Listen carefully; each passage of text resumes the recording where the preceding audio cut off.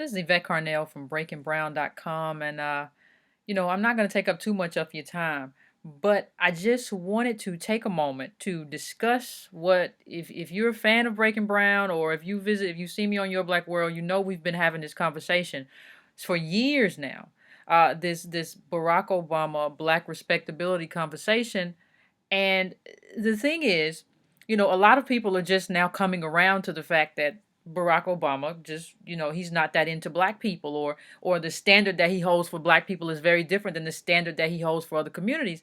And it came to a head again because he was speaking at a poverty event in DC, I believe, at Georgetown. And somebody brought up criticism that Ta-Nehisi Coates had made of his black respectability politics. Well, Obama, who is the president of everyone except black people, goes to black universities, black churches, and all over, suddenly becomes the race speech president. So the president of everyone except black people gives race speech at Morehouse. And that was the title that I gave to a piece I wrote a while back about President Obama's speech at Morehouse. And I take that personally because I'm a historically black college grad. I'm a Howard grad. But when asked about the criticism that Ta-Nehisi Coates made, and let me just say, although I respect Ta-Nehisi Coates, it should be noted that this criticism that Coates is making is fairly recently. In 2011, Coates was basically saying in a blog post where he said, "My president is black." He said that I want an Obama T-shirt, I want an Obama shirt, as part of a zinger for people who were saying that Obama wasn't black. But here's the real issue. All of these people have come around kind of late on this issue, on Obama's black respectability politics. Obama started this stuff way back when he went to the black church and started wagging his finger about black men who aren't involved in the lives of their children. He has been doing this since the very beginning. He has been treating black people differently than other communities since the very beginning, and people just have not cared. People are more apt, or just people in the elite are just like Obama. So they're right in league with him. So this is where we are. So Obama, basically, when he's faced with the Coates criticism that he's been making, that he's been harder on the black community and other communities, he says something, and let's just break down how stupid what he says is, how wrong what he said is. Let's just do this breakdown real quick. Obama says, well, I won't apologize. I'll never apologize for making a speech like that. I won't do that. It's good for my daughters to make that speech, but I will also, in addition to making the speech and imploring black men to do better in the lives of their families, I will also do something else. I will also talk about the need the need for more funding. I will talk about the need for job training and all these things. And this brings to sight something that's very curious. It's almost as if President Obama has lost sight of the fact that he's the president of the United States and not the daddy, the national daddy to black men who don't have fathers.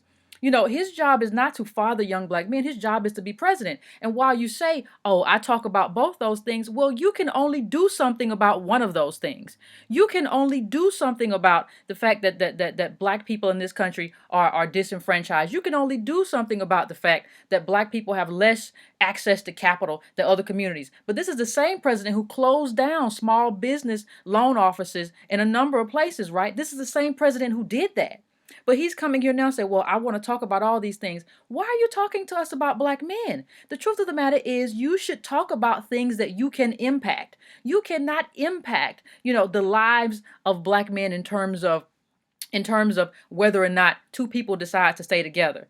Now, you can't impact that in terms of any sort of morality conversation. What you can do, however, is influence that by ensuring that black men have access to jobs, because stress is a key reason why a lot of couples break up. Economic stress eats away at relationships. So if you want to impact black people, if you want to impact how black couples or how black families, or you want to see more black nuclear families, then the best way to do that is to ensure that both people in that relationship have jobs, that people don't that men don't turn to selling drugs on the corner as their only option for taking care of their kids. So if you want to impact that, Mr. Obama, you can do that.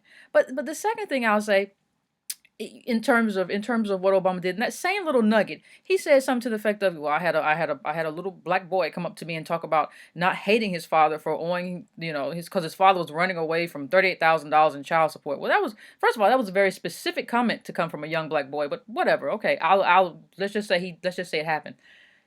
the thing is, it Obama acts as if or behaves as if, and I begin to feel that part of this antipathy is based on the feeling that he has towards his own father.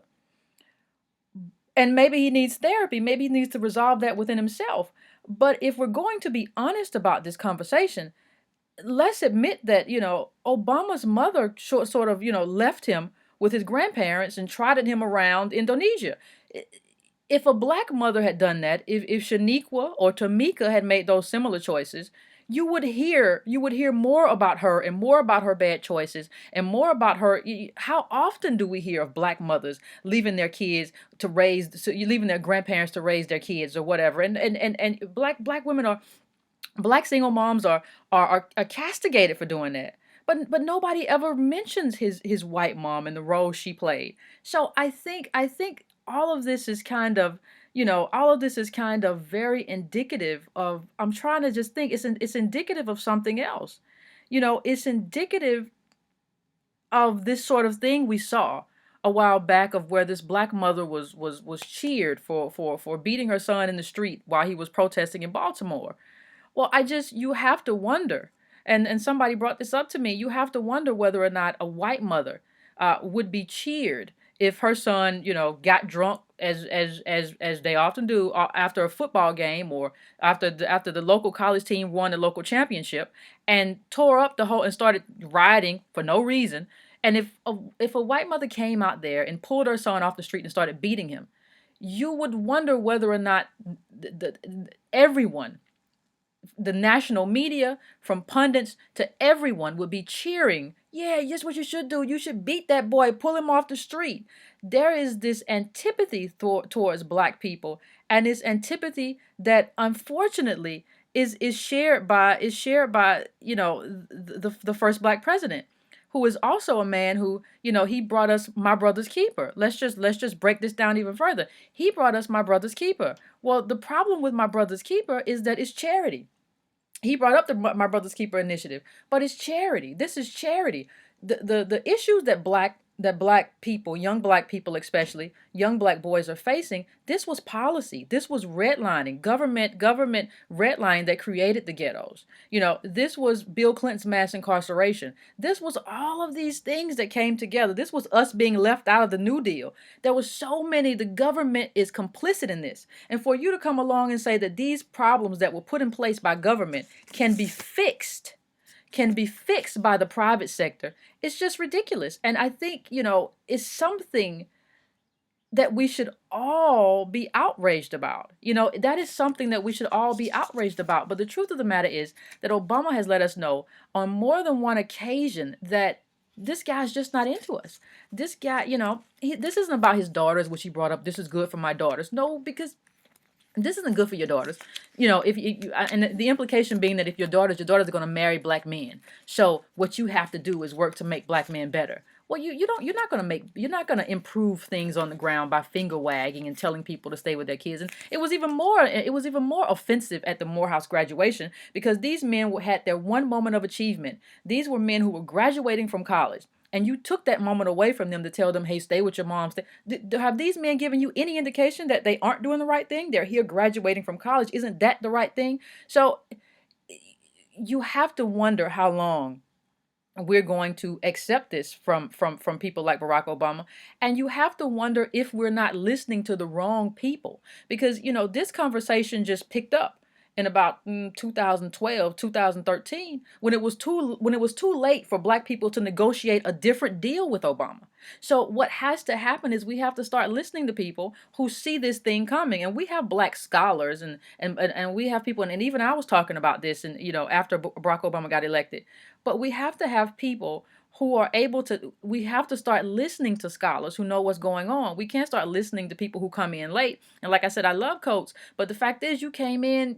This is some 2012, 2013 stuff that you're on. We needed to be ahead of the curve. And in terms of the future of black politics, that's what has to happen. We have to start seeing the con game early and reacting to the con game instead of seeing it way late and saying to ourselves, oh, we should have done something about that. We got played. Yeah, we get played every time, but we get played because of what we don't see and because of who we do listen to. It was very apparent early on that Barack Obama was not that into black people in terms of what he had seen and what he had been exposed to. And so the problem is, why didn't we recognize it and adjust ourselves accordingly? So that's my take. And going forward, I think that's the position we need to hold.